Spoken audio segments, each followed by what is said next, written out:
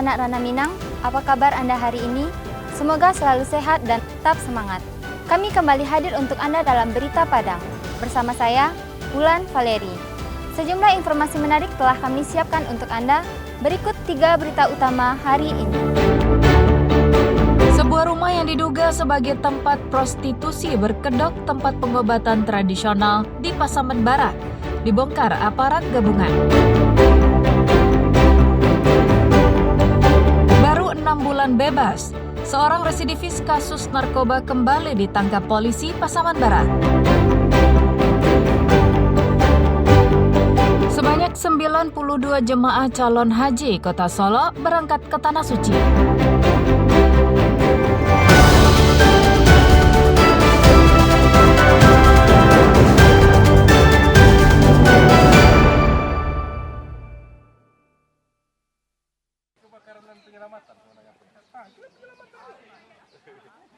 Sebuah rumah yang berada di tengah perkebunan di Kecamatan Pasaman, Pasaman Barat, dibongkar oleh petugas gabungan dari Satpol PP, tentara, dan polisi. Pembongkaran ini juga disaksikan oleh pegawai pemerintah nagari setempat.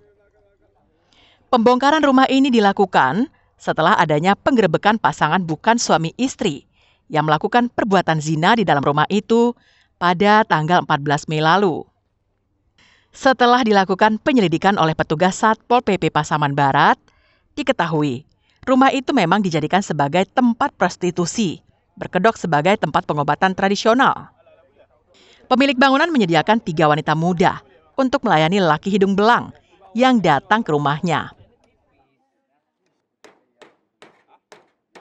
Ini kita melakukan penutupan terhadap aktivitas yang ada di rumah, yang mana kegiatan ini adalah kegiatan prostitusi, sesuai dengan perda kita, maka lakukan penutupan dan sekaligus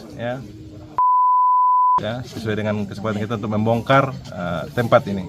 Butuhkan pengawasan dari semua pihak, termasuk warga di sini, Jorong, termasuk Bamus, ada juga Ibu Wali tadi sudah saya sampaikan, sehingga tidak akan berulang lagi hal-hal seperti ini. Proses pembongkaran tempat prostitusi itu berlangsung lancar. Pemilik rumah yang juga sebagai penyedia tempat prostitusi itu masih dalam proses pemeriksaan di kantor Satpol PP Pasaman Barat. Safatul Ulum melaporkan dari Pasaman Barat.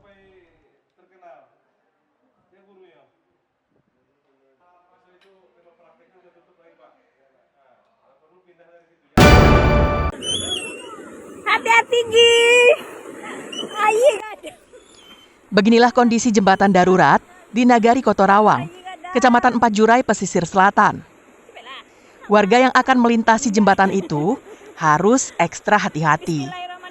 Sebab kondisi jembatan telah berkarat dan beberapa bagiannya sudah lepas. Warga Nagari Kotorawang terpaksa menggunakan jembatan itu karena merupakan satu-satunya akses untuk pergi ke pusat kecamatan. Baik untuk ke sekolah, ke kantor, membawa hasil bumi, maupun untuk keperluan lainnya. Pada musim penghujan seperti sekarang ini, sangat membahayakan bagi warga yang akan melintas. Lantai jembatannya licin, tidak ada pengaman di sisinya, dan arus deras sungai yang mengancam keselamatan mereka. Jembatan darurat sepanjang 60 meter dan lebar 1,5 meter ini dibangun oleh BNPB pada Maret tahun 2024 lalu sebagai pengganti jembatan lama yang ambruk terkena hantaman air bah. Meski baru berusia 1 tahun, namun karena bersifat darurat, maka kondisinya cepat mengalami kerusakan. Ya, harapan masyarakat sini memang secepatnya ini diperbaiki karena ini akses satu-satunya warga masyarakat gitu ya, Nagari Kotorawang yang terkadang kesulitan ya membawa hasil panen gitu kan, ya seperti kegiatan pangan gitu. Jadi seperti itu. Memang kalau untuk anak sekolah memang seperti yang kita lihat ya terganggu gitu aksesnya gitu. Kadang harus di bawah deras gitu kan. Pemerintah Kabupaten Pesisir Selatan sudah mengajukan proposal kepada pemerintah pusat agar dibangunkan jembatan permanen. Sebelumnya, anggaran untuk pembangunan jembatan itu tersedia di Dinas PUTR Pesisir Selatan. Namun akibat efisiensi anggaran, dana itu pun hilang.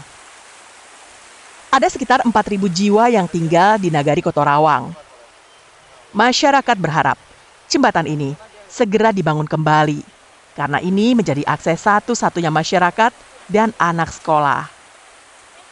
Banta Fauzan melaporkan dari pesisir selatan.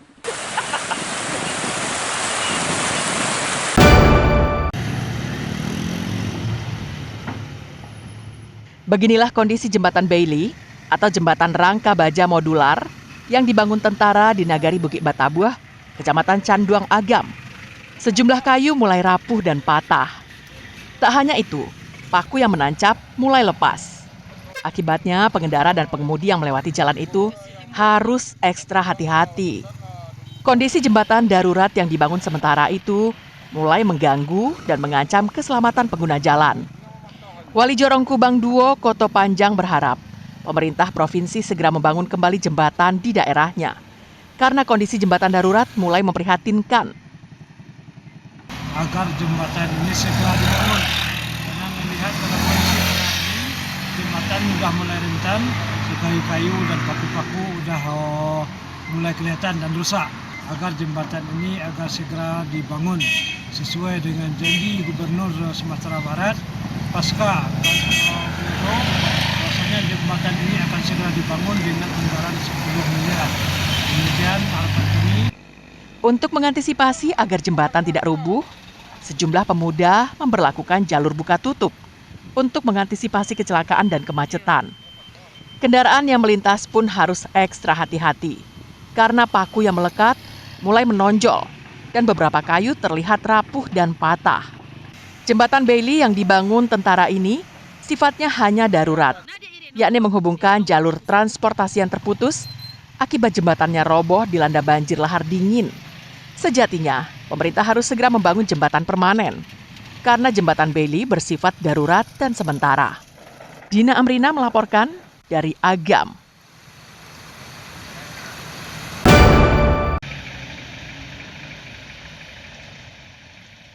Hampir setahun, area persawahan yang terdampak bencana banjir lahar dingin di Agam belum bisa diolah petani. Pasalnya, material galodo berupa pasir dan batu-batu kecil masih menutupi lahan. Berbagai upaya telah dilakukan untuk menormalkan kembali kondisi tanah. Di antaranya, pengerukan pasir menggunakan alat berat yang dilakukan oleh personil Kodim 0304 Agam. Di Nagari Bukit Batabuah, Kecamatan Canduang, terdapat 27 hektar sawah yang terdampak banjir lahar dingin Gunung Marapi pada Mei tahun lalu. 40% sawah mulai berproduksi, namun 60% lainnya tidak efektif karena masih ditutupi material galodo.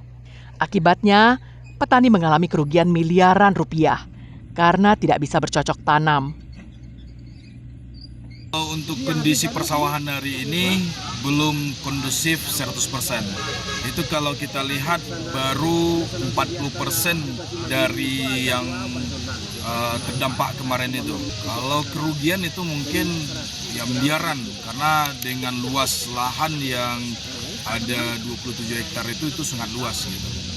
Ya sampai hari ini hanya beberapa lahan yang baru bisa kembali menjadi lahan sawah.